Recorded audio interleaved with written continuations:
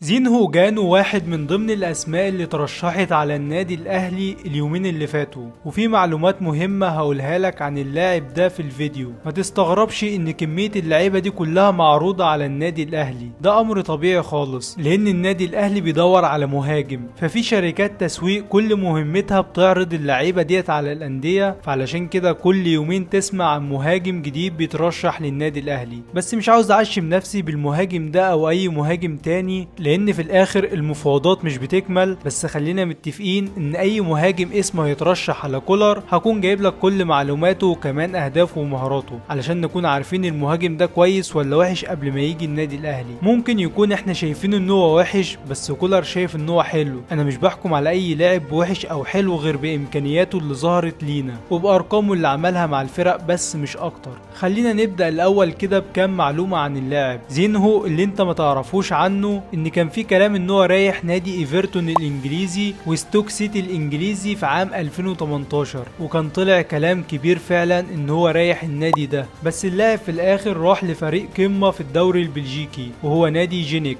زينهو جانو من غينيا بيساو، بيلعب في الدوري البلجيكي مع فريق زولتا فاريجيم. جانو طوله متر 98 سنتي، يعني اطول مهاجم اتعرض على النادي الاهلي. اللاعب ده عنده 29 سنة وبيلعب في مركز المهاجم الصريح، وقيمته التسويقية 1.5 مليون يورو. جانو متعود ان هو يسجل في الفرق الكبيرة، يعني يسجل في كل اندية القمة هناك في الدوري البلجيكي، ومش سجل هدف ولا 2 ولا 3، لا ده سجل اكتر من كده. في نادي اندرلخت لعب قدامهم 14 مباراة سجل فيهم 6 اهداف، وفي نادي جينيك لعب قدامهم 15 مباراة وسجل فيهم 5 اهداف. اما في نادي كلوب بروج فلعب قدامهم 13 مباراة وسجل فيهم 4 اهداف. يعني اللاعب ده سجل في اندية القمة كلها. اللاعب ده تحتار فيه لان موسم هتلاقيه عامل اداء عالمي وموسم هتلاقيه عامل اداء سيء. حتى في اهدافه هتلاقي ليه اهداف جامده قوي وهتلاقي ليه اهداف تعبانه قوي. بس تعالى كده نبدا بارقام اللاعب على السريع، وانا بحاول على قد ما اقدر ابسط لك كل حاجه مش عاوز اصعبها عليك. وتعالى كده على اخر 5 مواسم لعب مع فريق جينك البلجيكي، وده طبعا من اهم الفرق هناك في بلجيكا. لعب معاهم في موسم 2019 ولعب 30 مباراه وقتها، سجل 6 اهداف وصنع 2،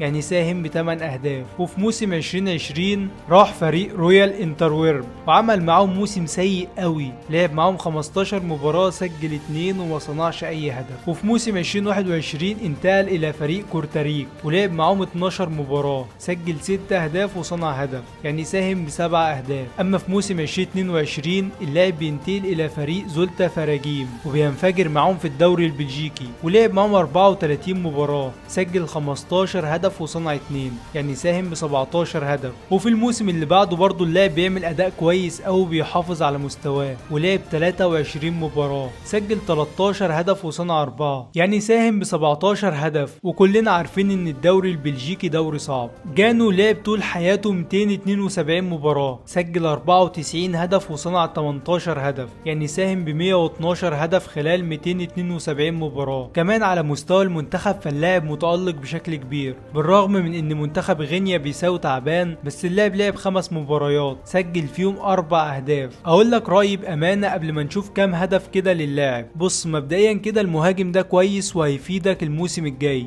لانه طويل، هيكون محطه كويسه ليك. كمان اللاعب براسه كويس، هو مش زي سوزا او المهاجمين اللي انا عرضتهم على النادي الاهلي، بس هو في ضربات الراس كويس برضه. الفينش بتاعه قدام الجون مش اعلى حاجه، والكلام ده هتشوفه فعلا لو جه النادي الاهلي، ودي المشكله اللي بنعاني منها. هو هادي وكل حاجه بس الهدوء ده مش هينفع في النادي الاهلي. مبدئيا لو الاهلي هيجيب المهاجم ده فحابب اقول لك عليه العوض ومنه العوض. هتقول لي ليه؟ ما انت بتقول عليه مهاجم كويس. هقول لك انت دلوقتي بقى عندك منافسين بيدعموا بمليارات، واكيد مش قصدي على الزمالك ولا الترجي ولا الوداد ولا الفرق دي، لان الفرق دي خلاص انت لو لعبتهم بالناشئين هتفوز عليهم. انا هنا قصدي على انديه السعوديه، دول فعلا بقوا المنافسين ليك، وفي اي محفل دولي انت ممكن تلعب قدامهم قريب، وممكن حتى نشوفهم في كأس العالم للأندية أو حتى في البطولة العربية لو الأهلي قرر يشارك فيها. فأنت تخيل بقى كده تبقى داخل المباراة بجانو وهو داخل المباراة بكريم بنزيما. مش بقلل من حد والله، بس أنت أصلا مش عارف تجيب حتى ليفل جاكسون موليكا أو حتى لاندري دياماتا أو أي مهاجم فيه الأمل إنه هيكون فعلا صفقة سوبر للنادي الأهلي. بصراحة حاجة تكسف إن الأهلي مستخسر يدفع في مهاجم 4 مليون وبيدور على لعيبة ب 800 ألف يورو. يعني اقنعني إزاي عاوز تعمل حاجة في كأس كأس العالم وانت بتدور على الليفل ده لسه. الاهلي معاه دولارات ومعاه فلوس، علشان بس محدش يقول لي في ازمه في النادي الاهلي، بس الاهلي هو اللي لسه حاطط في دماغه انه يجيب مهاجم بسعر صغير يمكن يتألق معانا. انت عملت تشكيله فعلا ناريه من اول حراسه المرمى لحد خط الهجوم، حرام بقى تجيب مهاجم يضيع كل الشغل اللي هيتعمل من الفرقه. وده كان رايي. وتعالى كده بقى على السريع اوريك كام هدف للاعب وانت تحكم عليه وحش ولا حلو.